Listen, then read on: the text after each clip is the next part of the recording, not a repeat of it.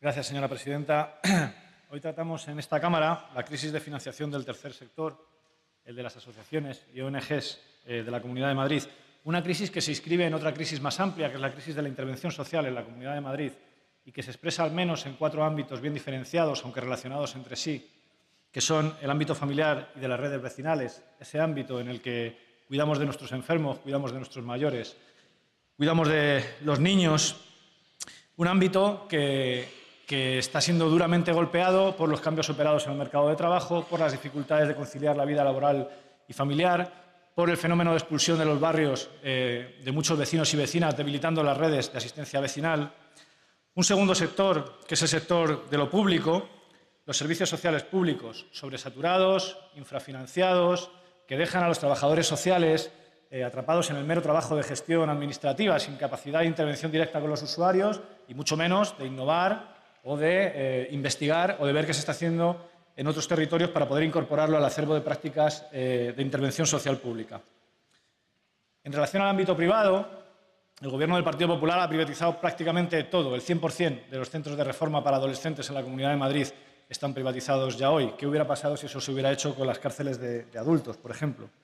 Pero es que además han ido recortando de tal modo que ya ni siquiera las empresas están interesadas en acudir a los concursos que quedan desiertos porque no les compensa. Así ha sucedido, por ejemplo, en las casas de acogida para víctimas de violencia de género, en el ámbito de las residencias de mayores o en el de la atención a la dependencia, con las consiguientes consecuencias para usuarios y para trabajadores.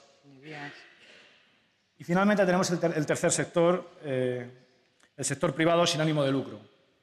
Un sector que en nuestro país comprende a más de 30.000 entidades, del que dependen 630.000 empleos, que moviliza a 1 millón de personas voluntarias, que da servicio a otras 5 millones de personas y que en global supone alrededor del 2% del Producto Interior Bruto de nuestro país. Un sector, como ven ustedes, considerable a tener en cuenta.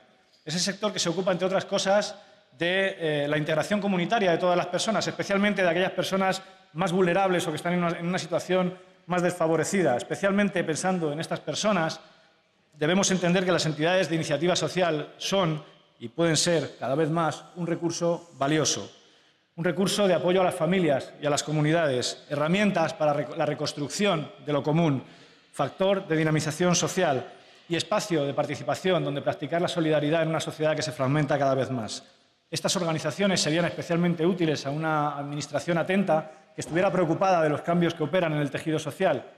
Concreto, por ejemplo, hace poco discutíamos aquí si no hubiera sido mejor adelantarse al incremento de la ludopatía que están provocando las casas de apuestas deportivas. Bien, ¿quién es capaz de detectar eso cuanto antes? Los educadores y educadoras que están en los barrios con los chicos y chicas y que forman parte de estas asociaciones. Por todo ello, no da igual, y sobre todo no da igual a los usuarios que reciben sus servicios, cómo desde las políticas públicas se considere y se articule el tercer sector. La mayoría de estas organizaciones dependen en gran medida de las subvenciones, de los fondos que los ciudadanos y ciudadanas les asignan a través de la declaración de la renta cuando marcamos la casilla de fines solidarios, de fines sociales. Hasta el año pasado, efectivamente, era el Estado central, el Gobierno central, quien distribuía y canalizaba todos esos fondos hacia las ONG. Sin embargo, desde el año pasado, en cumplimiento de una sentencia del Constitucional, son las comunidades autónomas quienes hacen ese reparto. El Ministerio de Exteriores, el Ministerio les ofreció a ustedes ayuda por ser el primer año con funcionarios públicos cualificados, con experiencia, para hacer esta primera convocatoria de subvenciones. Ustedes la rechazaron. Toda la oposición expresamos nuestra preocupación en pleno y en comisiones por si ustedes iban a ser capaces o no de gestionar un volumen tan significativo cuando habían sido incapaces de gestionar subvenciones de menor cuantía en el pasado. Nos ignoraron a todos. Todas las ONG, todas las plataformas del tercer sector, expresaron su preocupación por los plazos. Ustedes dijeron que no había nada de qué preocuparse. El resultado fue una gestión terrible, incumplimiento sistemático de los plazos, sobredotación de algunas entidades y desaparición de los fondos para muchas otras que venían trabajando durante décadas con normalidad. Ante el escándalo mayúsculo y ante los más de 150 recursos en los tribunales contra su gobierno, y ante la acción de toda la oposición, que entonces reprobó al entonces consejero y ahora ausente Carlos Izquierdo, ustedes hicieron 2 cosas. La primera de ellas, negar que hubiera habido ningún fallo. Este fue el titular. Carlos Izquierdo, no ha habido ningún fallo en la gestión con el IRPF. La señora Camins decía el otro día que se refería a que no había habido ningún fallo técnico. Pues mejor me lo pone, porque entonces el fallo es político y debería haberse tomado medidas y alguien debería haber asumido responsabilidades.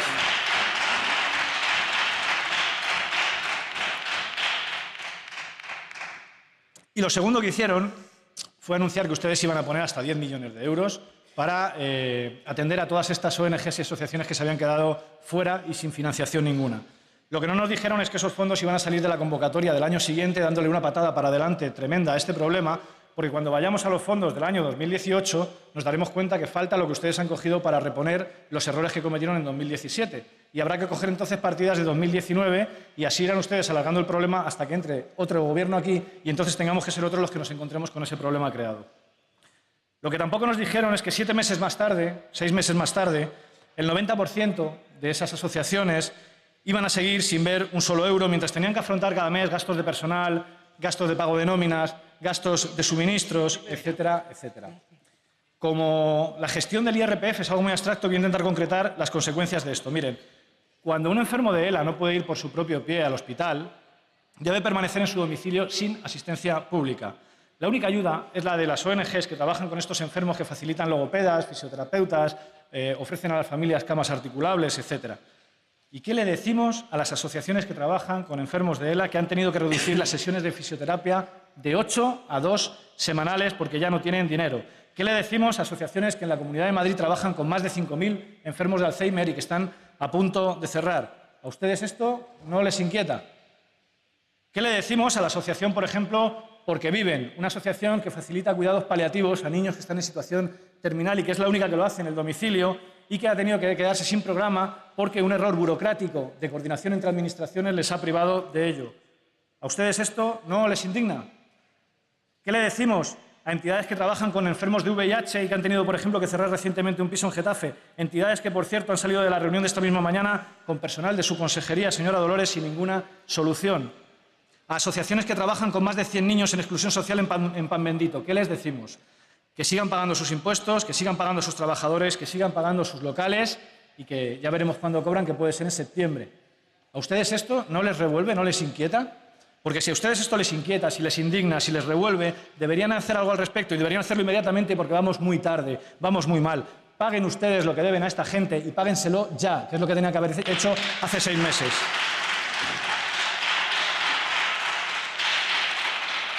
Además de una evidente y manifiesta incompetencia en la gestión, queremos poner de manifiesto la idea política que guía este proceso, la hiperconcentración del sector en muy pocos operadores, exactamente igual que han hecho con la banca o con las telecomunicaciones, solo que en un sector infinitamente más sensible. En primer lugar, porque un proceso prolongado de impago como este solo lo puede aguantar una entidad que tenga fondos abundantes, y no es el caso de la mayoría de las ONGs en la Comunidad de Madrid.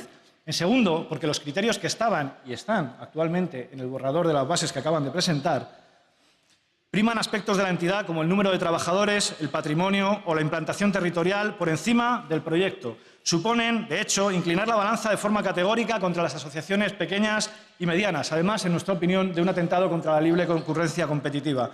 De modo que estos dos elementos, la mala gestión por un lado y la aplicación de los dogmas liberales a un sector muy sensible por otro, que está trabajando con población desfavorecida, están literalmente demoliendo el tercer sector madrileño.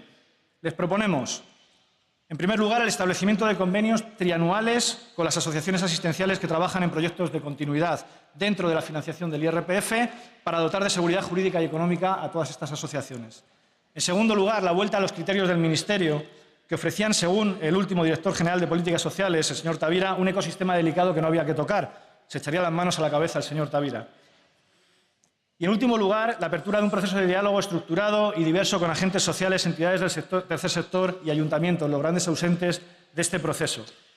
Y, por último, señorías de Ciudadanos, reparar un gobierno es sencillo. Se quita a Cifuentes, se pone a Garrido. Reparar el tercer sector va a ser muchísimo más complicado. Hoy tratamos aquí las consecuencias graves de haber permitido con su voto que el Partido Popular siga demoliendo al tercer sector en la Comunidad de Madrid. He reconocido en foros públicos el buen trabajo del señor Reyero y el acompañamiento a las ONGs con contundencia. Con la misma contundencia les tengo que decir que desgraciadamente hoy podríamos tener un gobierno de transición hasta las elecciones que por lo menos pagara lo que se le debe a esta gente. Ustedes antepusieron el interés de su partido al interés general, al interés del tercer sector, de los trabajadores y de los usuarios, que hoy sufren las consecuencias de mantener en el gobierno a esta máquina de demoler derechos que es el Partido Popular. Muchas gracias.